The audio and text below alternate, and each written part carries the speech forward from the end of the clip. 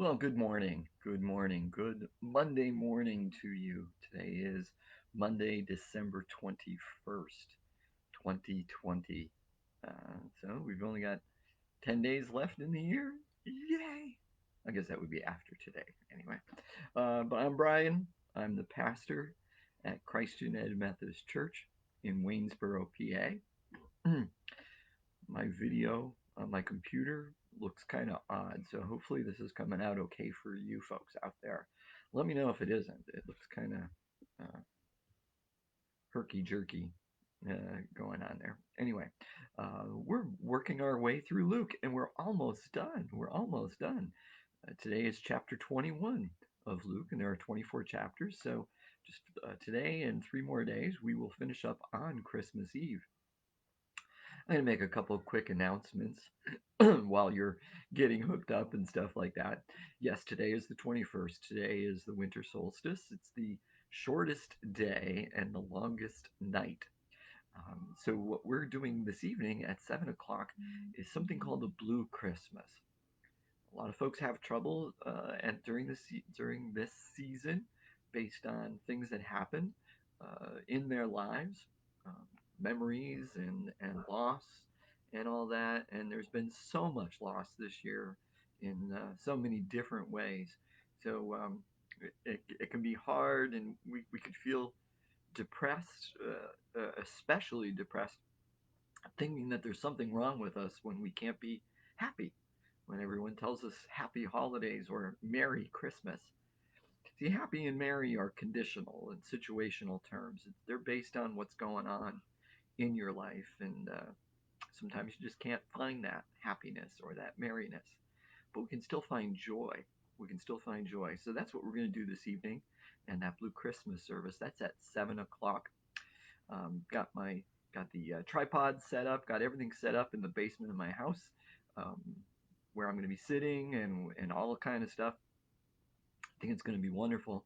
Um, yeah, I am just going to be using my cell phone, so I'm not sure about the sound level. Uh, Make sure you have yours turned up wherever you're watching, and I will just try to speak extra loudly so that it comes through clear. But please join me for that. It's not a very long service, it's relatively simple, 20 to 30 minutes tops. I haven't timed it out, but I'm guessing on that. And of course, Thursday evening, we have a couple things for you. 4:30 will be a Christmas family Christmas children's Christmas program.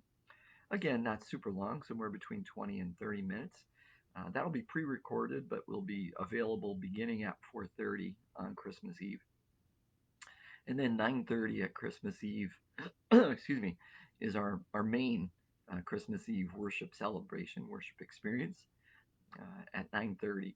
We're actually going to be going live about quarter after 9 with some pre-service music, some wonderful seasonal organ music, as well as a beautiful, wonderful, uh, almost mesmerizing sand art video of telling the Christmas story through sand art. So please join us for that. Now, for this evening or for the 9:30 service on Thursday, you might want to have some candles ready. Excuse me, at least five, at least five candles ready. We'll be doing basically the Advent wreath, lighting one candle at a time as part of the two services. Um, so have those ready or whatever else you want. So now let's get into it. We are on chapter 21. This is a pretty heavy chapter. Um, and there's a lot in here, and I think we misunderstand the points of this, and it has to do with how we read it. We tend to read the whole thing as one story and one statement from Jesus, when in fact Jesus is talking about three different things. So we're going to go through it, and I'm going to point that out as we go along, and try to point out what the differences are between the different things, what Jesus is talking about.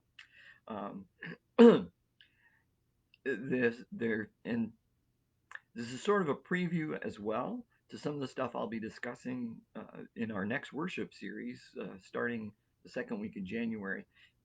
All you need to know about the end times.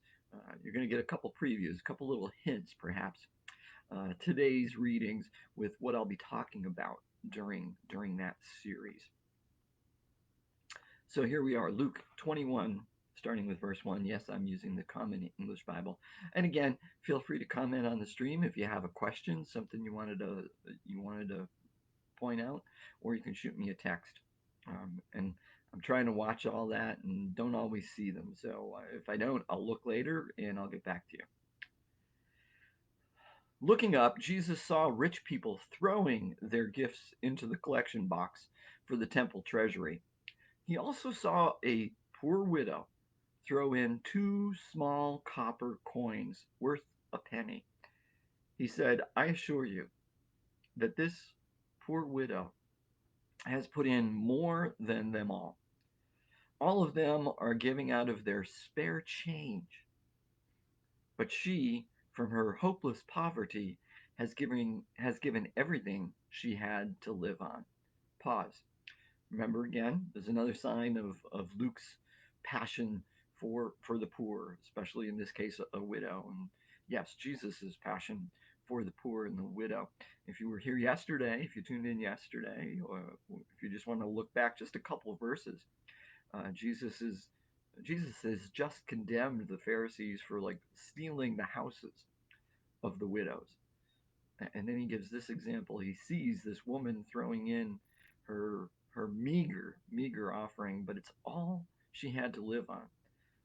Um, we can read that 2 different ways. Yes, we can read this as Jesus commending the woman for what she has done, or we can also see it as Jesus condemning those who did the opposite. And perhaps that's the better way to view it. He, rather than commending the woman for giving her small amount, he's condemning the rich, these rich Pharisees in particular, for throwing in uh, a small percentage of what they had available. It, the CEB translated as spare change, their spare change. Uh, we would say that he's condemning them because it wasn't sacrificial giving. They're just giving out of, they're giving what they have to give, and it's nothing really by comparison to what they have. It's also the fact that, you know, she, again, they're stealing her house to glorify this building. Some people were talking about the temple, how it was decorated with beautiful stones and ornaments dedicated to God. Jesus said, as for the things you are admiring, the time is coming when not even one stone will be left upon another, all will be demolished. Pause. Uh, Jesus is not talking about the end times in that passage. He's talking about the destruction of Jerusalem, which by the time Luke wrote this, it's already happened. It's already happened. This is events in the rearview mirror. But he's talking about the destruction of the temple in Jerusalem in 70 A.D. by Vespasian, I believe, was the general who did end, and his son Titus. And Vespasian did end up becoming emperor, but this is when he was general of the 10th Guard or something like that. So that's what Jesus is talking about. He's for Luke, it's rear view mirror, but for Jesus and his hearers, the first time he said this, it is in the future. So they asked him, Teacher, when will those things happen? What sign will show that these things are about to happen? Pause. They're confused. They don't know that he's talking about just an event here in Jerusalem. They think he's talking about the end times, and that's where their concern is. And they're asking, how will we know? Jesus says, Watch out that you aren't deceived. Many will come in my name saying, I'm the one, and it's time. Don't follow them. Pause. It would seem that Jesus is warning even those first disciples back in 32, 33 AD, warning them, you're going to find people that are going to try to predict when the end is going to happen. Don't listen to them. Don't listen to them. Here we are 2,000 years later. It seems we've missed Jesus's warning because we still have people predicting when it's going to happen, when the end is coming, and we still listen to them. But Jesus says, don't listen to them. Continuing, when you hear of wars and rebellions, don't be alarmed. These things must happen first, but the end won't happen immediately. Pause. When Jesus is talking about wars and rebellions, he's talking about a couple different things. He is talking about, um, again, Luke's rearview mirror, the rebellion in Jerusalem that got the whole thing started with Rome coming in very harshly in 69 and 70 AD to squash the rebellion. So he is talking about that. Now, if we wanted to go a little bit farther, we could say um, that Jesus is just saying time happened, time goes on, things happen. Has there ever really been a time when there weren't wars or rebellions taking place? No. Well, they've always been going on. So we really can't see them as a sign of the end times. They're going to happen. They're going to happen. Continuing. Then Jesus said to them, nations and kingdoms will fight against each other. There will be great earthquakes and wide scale food shortages and epidemics. There will also be terrifying sights and great signs in the sky. But before all this occurs, they will take you into custody and harass you because of your faith. They will hand you over to synagogues and prisons, and you will be brought before kings and governors because of my name. This will provide you with an opportunity to testify. Make up your minds not to prepare your defense in advance. I'll give you words and wisdom that none of your opponents will be able to counter or contradict. You will be betrayed by your parents, brothers and sisters, relatives, and friends. They will execute some of you. Still, not a hair on your heads will be lost. By holding fast, you will gain your lives. Pause, because there was a lot there, but I didn't want to interrupt the flow of that passage. Again, we read that all as one thing, and we think that that Jesus is talking about the end times, but he's not. He's talking about two different things at the same time. It begins with him again warning about the rebellion that's going to be taking place and how Rome's going to be coming in and all this stuff is going to happen. But Jesus says, but before all this occurs, and remember that happened in 70 AD. Jesus is speaking in 33 AD, just before his death and resurrection. There were a lot of things that happened in those 30 plus years between those two events. What happened? Some persecution by some, if not all, of the people that were listening to Jesus that day, to these disciples. He's talking about them being persecuted, including one of the great persecutions of the early church, Nero.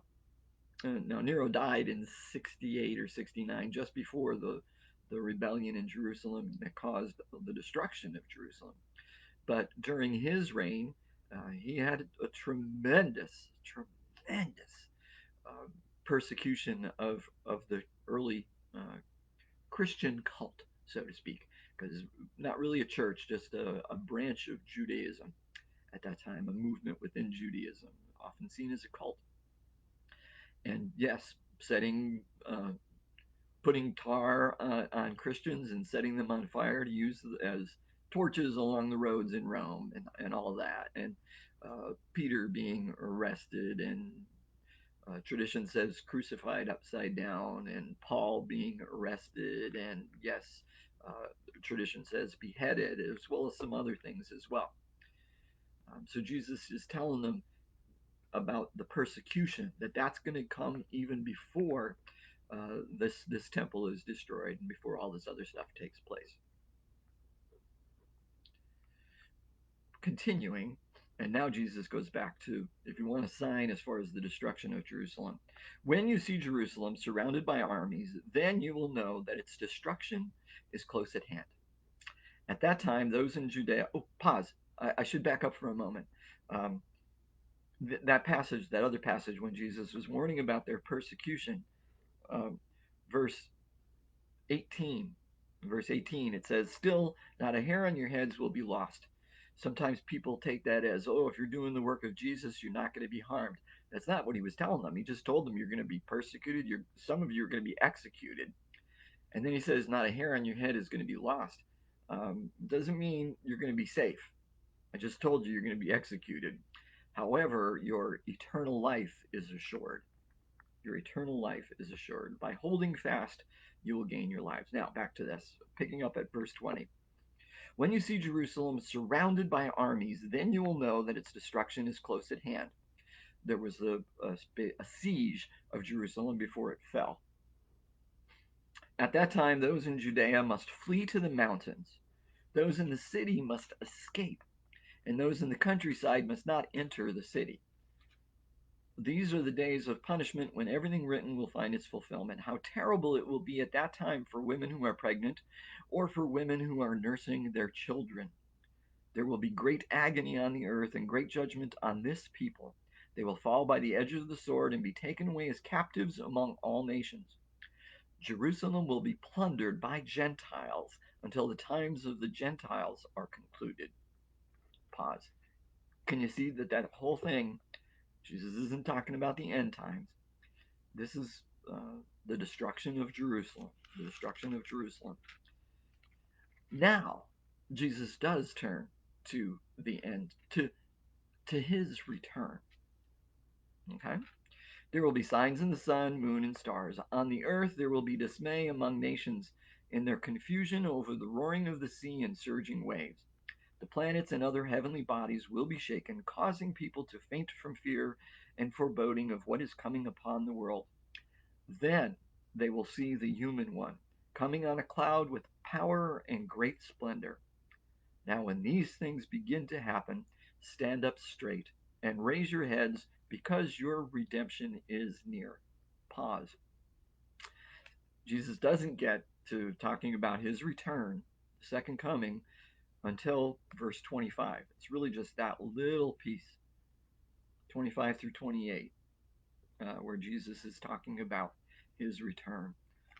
Before that, all this bad stuff's going to happen, and wars are going to be continuing, and there's the talk about uh, was it about great hunger and disease and all that kind of stuff.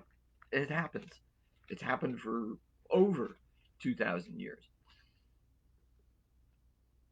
Now he finally talked about his return. And when you see that happening, not when you see signs or anything, but when you see that happening, when you see the human one coming, stand up straight, raise your heads. Your redemption is near.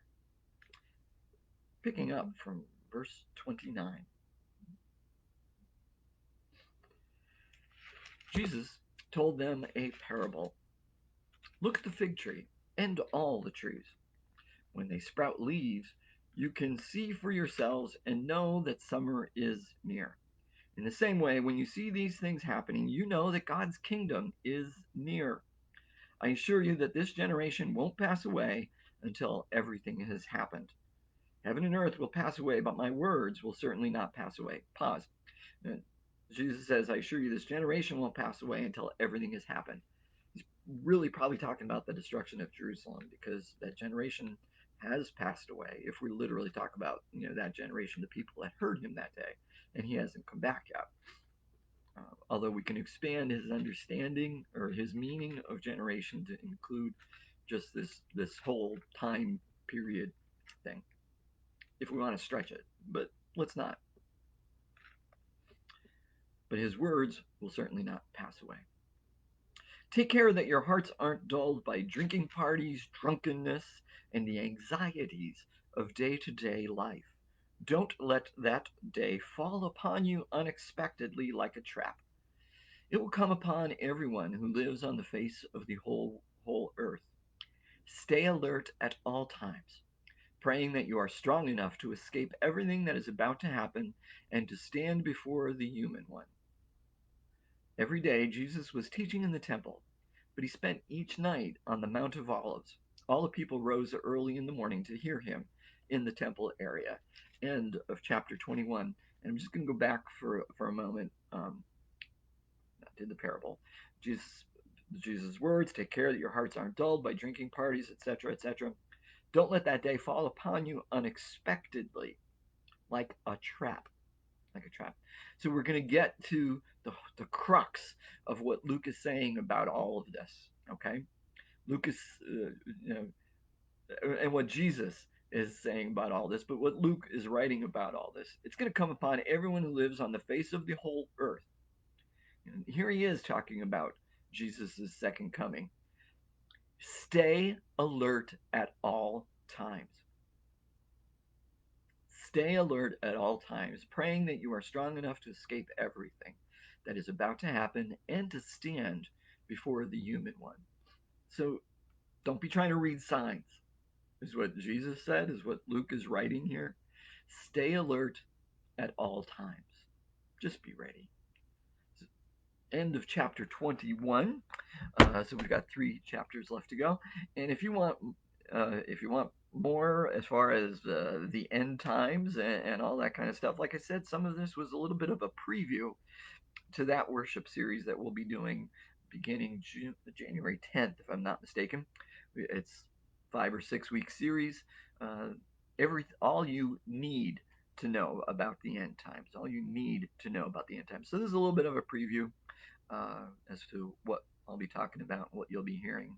Something for you to look forward to, I hope. Anyway, again, tonight, 7 o'clock, Blue Christmas worship service as we find joy even in spite of loss.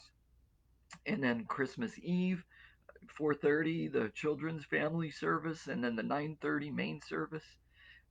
Candles. Oh, also for Christmas Eve for the 9:30 service, since we will be having communion, I encourage you to have elements nearby and ready to go.